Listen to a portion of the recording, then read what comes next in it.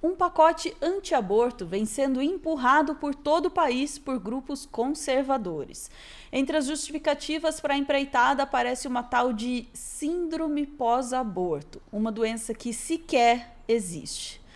Mais uma pseudociência tentando entrar aí na legislação brasileira. Vamos falar agora sobre isso com a nossa Sofia Labanca no Plantão no Meteoro. Bora lá.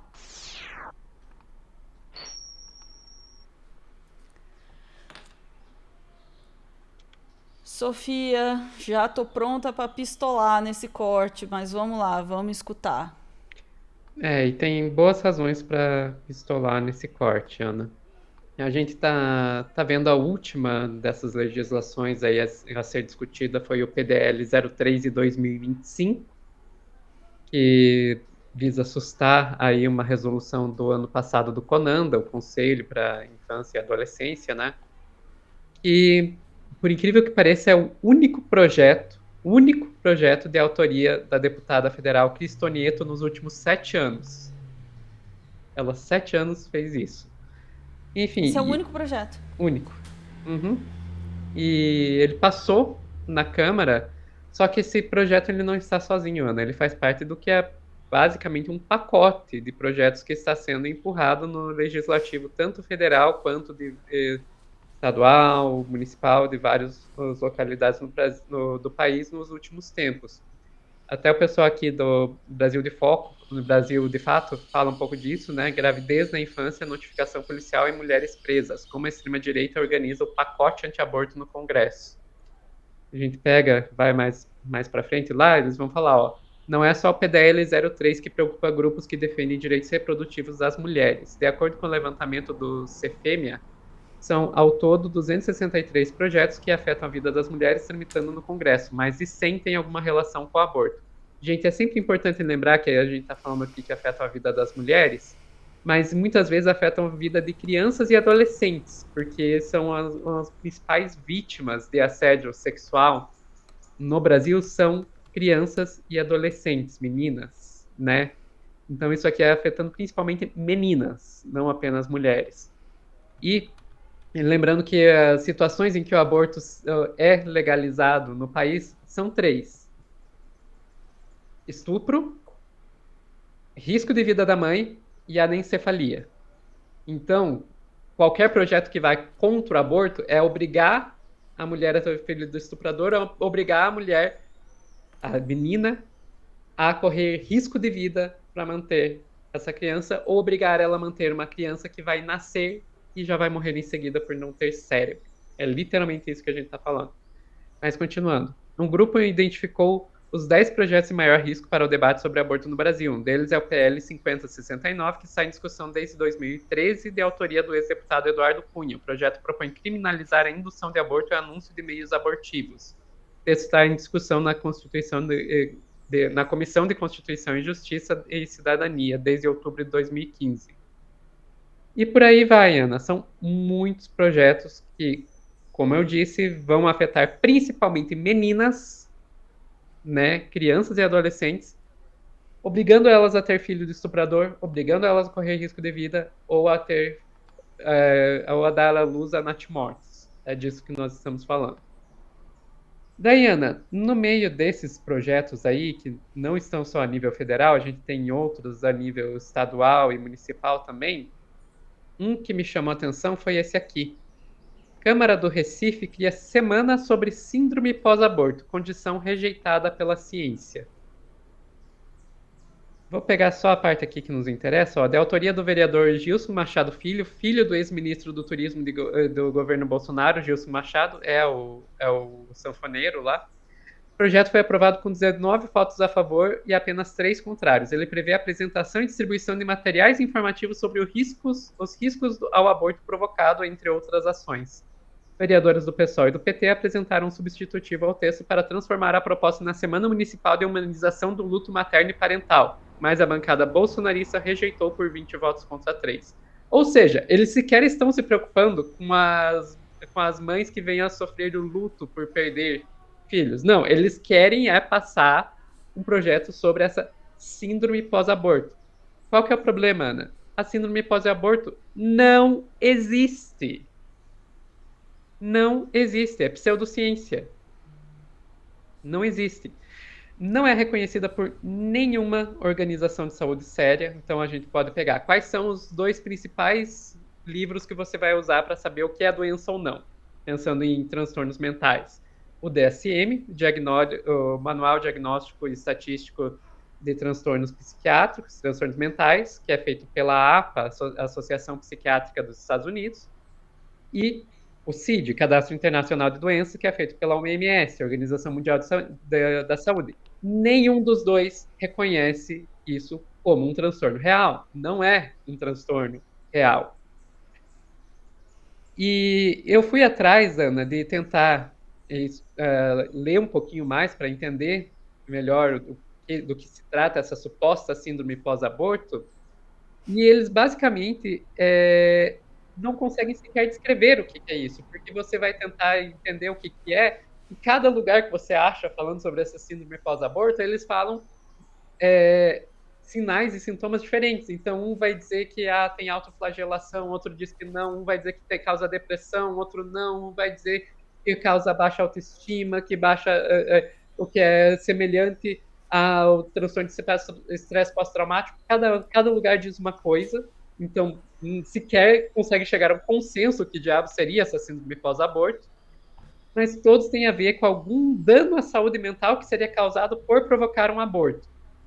Quando você vai na ciência tentar entender isso, Ana, o que a gente tem? Que existem sim um prejuízo a sentimentos negativos e um prejuízo à saúde mental logo após o aborto, mas não tem nada de comprovação de que o aborto vai levar a uma questão prolongada disso. E quando a gente está falando desse tipo de transtorno, tem que ser prolongado. Por exemplo, vamos falar, nada a ver com aborto. Você perdeu uma pessoa próxima a você. Você vai ter coisas que podem ser consideradas sintomas de depressão, mas você não vai dizer que você tem depressão porque é normal você, depois de perder alguém próximo, passar por um período de luto no qual você vai ficar com esses sintomas. É só se isso se prolongar por um longo período de tempo que a gente pode começar a falar de um transtorno depressivo. Entende? Então, é normal uma pessoa que praticou um aborto, ter alguns sentimentos negativos próximo a isso. A questão é, vai ser prolongado? Se não é prolongado, você não pode falar que isso é um transtorno. E olha só, o que as pesquisas indicam é que não tem isso prolongado, né? E Ana, se vocês não querem ouvir eu falando isso, vamos para a própria Associação Psiquiátrica, da Associação de Psiquiatria dos Estados Unidos, que publicaram aqui sobre saúde mental e aborto. E olha lá o que eles vão dizer, o que pode, de fato, causar um sofrimento prolongado após o aborto. Sim, eles escreveram sobre isso. Vou direto para essa parte que é que nos interessa. O que pode, de fato, causar sofrimento prolongado após o aborto? O que é a primeira coisa que está escrito ali? Percepções, estigma, necessidade de sigilo e baixo ou antecipado apoio social à decisão de abortar. Isso que vai causar problemas. Continuando ali, um histórico prévio de problemas de saúde mental, fatores e personalidade como baixa autoestima e uso de estratégias de enfrentamento, de evitação e negação, e características da gravidez em questão, incluindo o grau em que a mulher a desejava e se sentia comprometida com ela. Ou seja, o que pode causar problemas de saúde mental para uma pessoa que praticou um aborto? Ela não receber apoio, ter que esconder isso, ou ser estigmatizada por isso, ou ali o último, né, ser forçada a manter uma coisa que ela não queria, que ela não se sentia comprometida com isso. Olha só, parece que a proibição do aborto causa mais problema do que o próprio aborto? Quem diria? Hein, Ana? Quem diria? E daí, só para completar, o que falta? Por que não é considerado uma doença de verdade, essa tal de síndrome pós-aborto? Daí vamos lá para o Medical News Today, eles fazem um resumo interessante do por que a ciência não reconhece. Olha aqui, sintomas muito amplos, aquilo que eu estava falando, as pessoas sequer conseguem decidir quais são os sintomas dessa síndrome. Super simplificação, né? Simplificação excessiva. Vai dizer, a maioria das questões de saúde mental tem várias causas. Você não tem uma única causa. Isso vai passar pelas crenças, vai passar pelo histórico familiar, pela genética. Você não pode pegar e dizer uma única coisa, como praticou um aborto, e dizer que isso causa uma doença. Patologização é transformar uma questão natural, que é a pessoa ter alguma questão de saúde mental ali logo após a questão do aborto, e já transformar isso numa doença.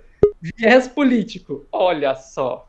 Quem diria, né, que teria um viés político?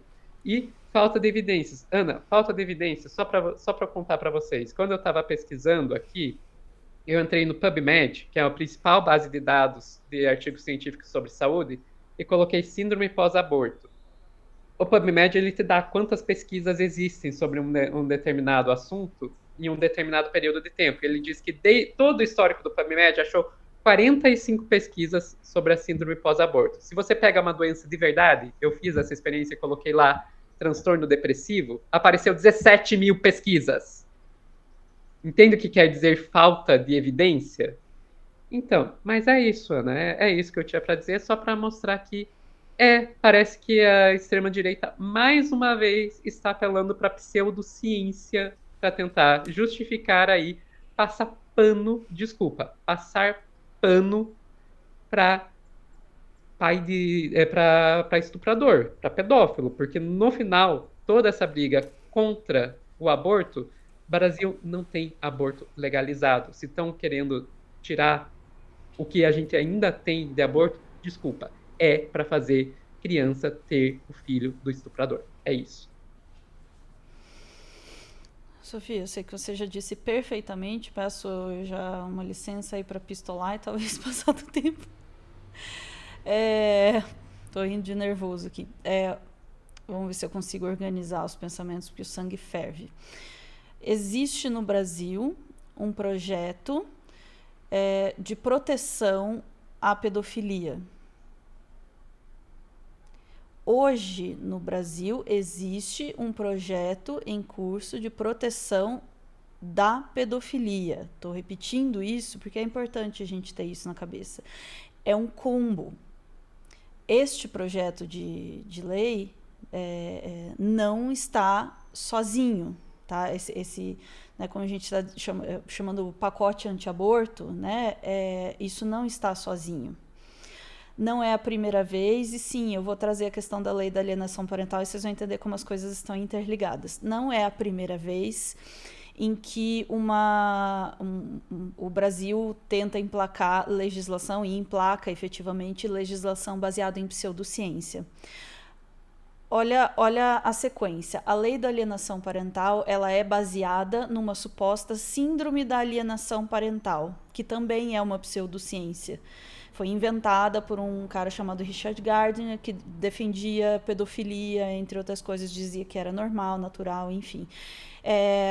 O projeto original dessa lei continha menções à síndrome da alienação parental. Quando questionados, porque isso é uma pseudociência, não existe síndrome da alienação parental, o termo síndrome foi tirado da lei. E foi assim que a lei da alienação parental foi aprovada.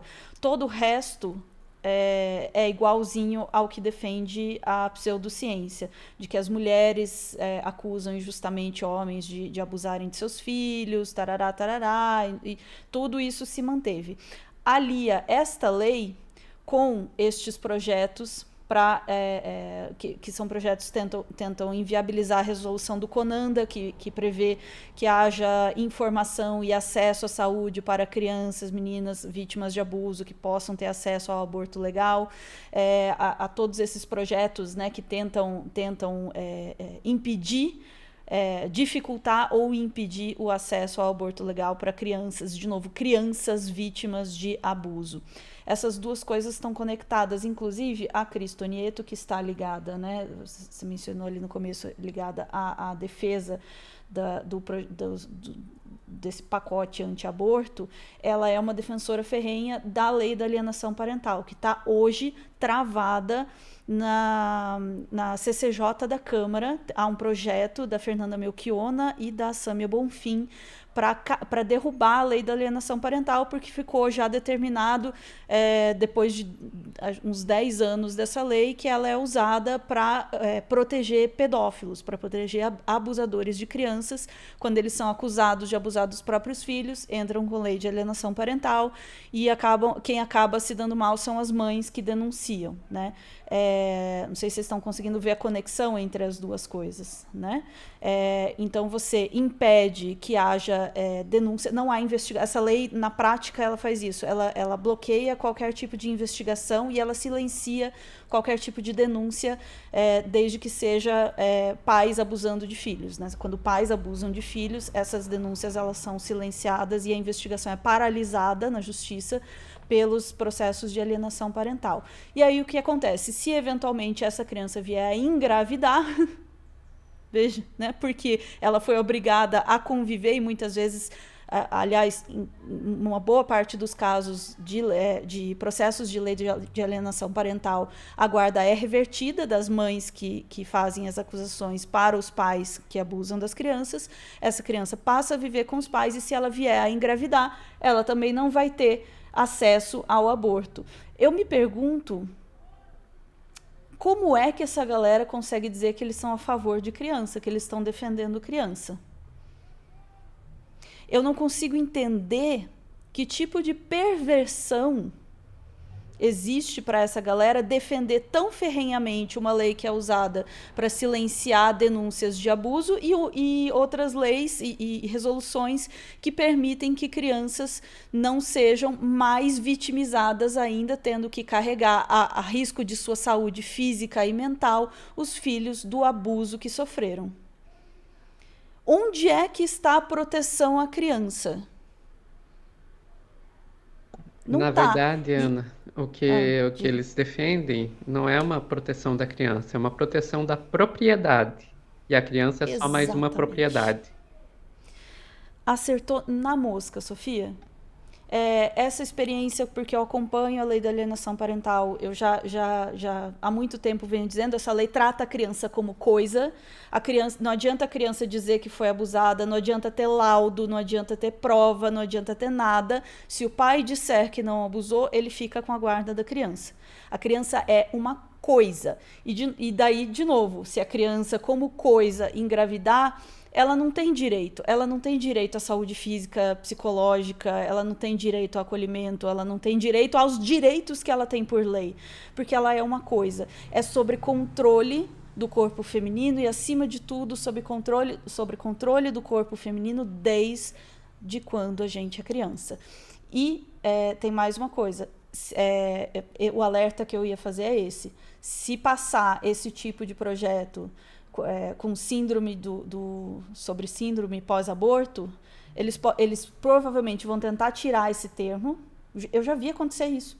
Aconteceu com a lei da alienação parental. Eles vão tirar o termo, eles vão aprovar mesmo assim, e 10 anos depois a gente ainda está lutando para derrubar essa lei. Isso é um pacote de apoio à pedofilia. Eu ia dizer de opressão e de controle, mas não é. É um pacote de apoio à pedofilia. É isso. Passei horrorosamente do tempo, mas não dá. É inacreditável o cenário que está se formando nesse país. Inacreditável.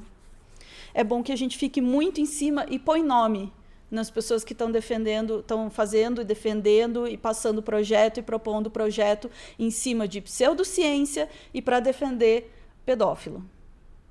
Fica esperto, gente. É isso. Ficamos por aqui, Sofia? Ficamos por aqui, Ana. Isso aí. Gente, fica de olho, porque se a gente não fizer um escarcéu, essas coisas passam. Vamos por mim. Beijos.